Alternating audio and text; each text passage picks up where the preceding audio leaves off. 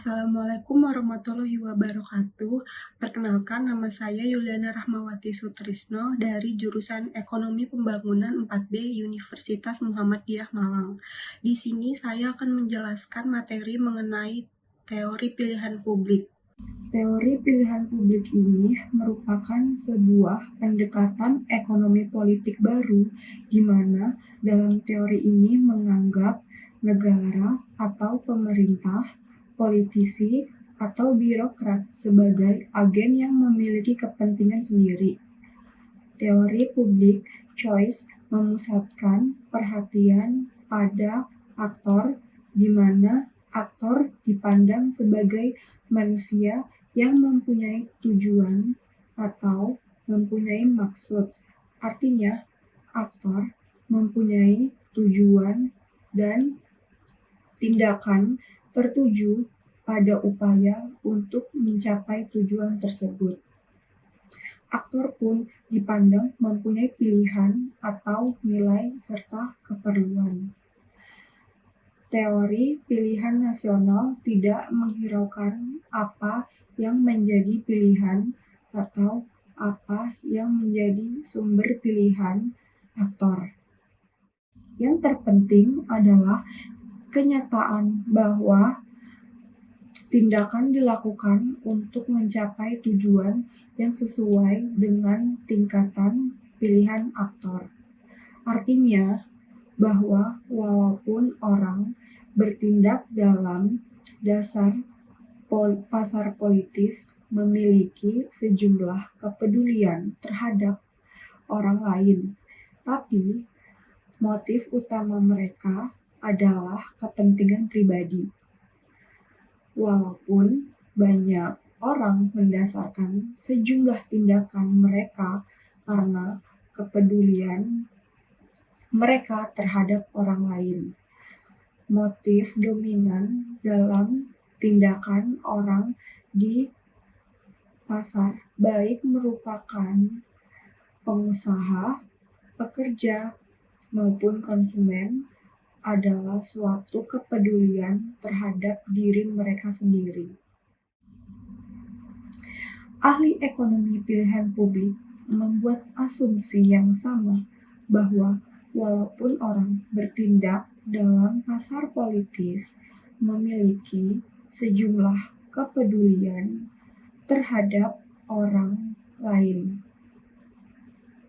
motif utama mereka adalah kepentingan pribadi.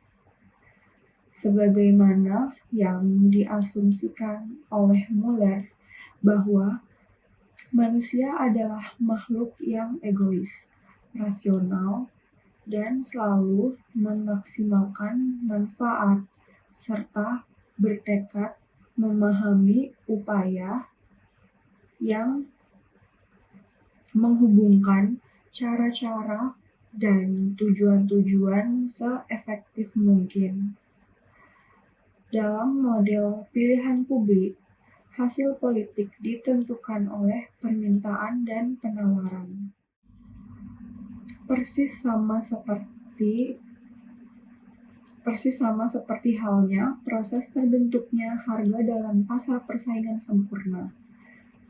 Hanya saja, dengan pilihan publik, konsep barter dan pertukaran yang sederhana sesuai konsep ekonomi murni menjadi lebih kompleks sifatnya.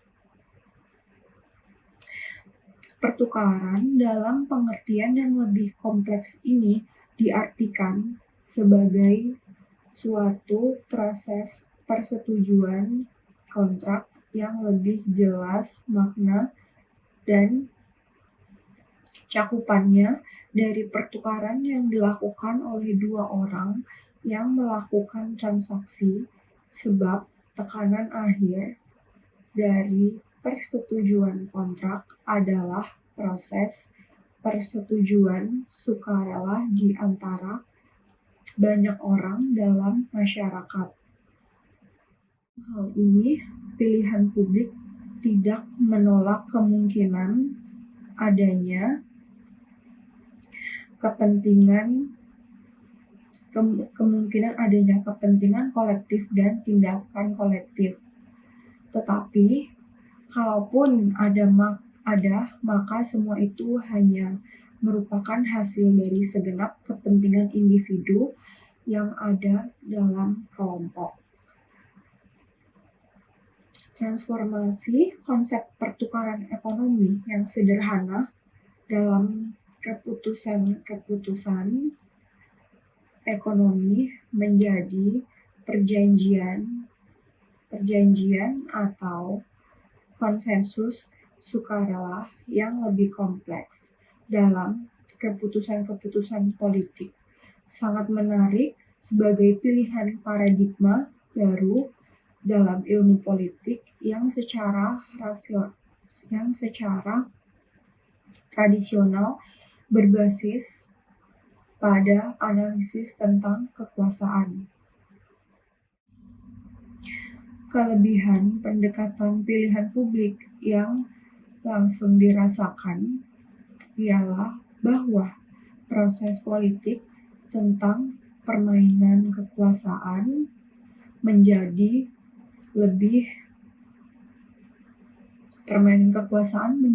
lunak karena didasarkan pada kesukarelaan di antara partisipan dalam proses dan pengambilan keputusan politik sesuai aturan dan konstitusi, tidak sekedar didominasi oleh pihak dominan yang berkuasa.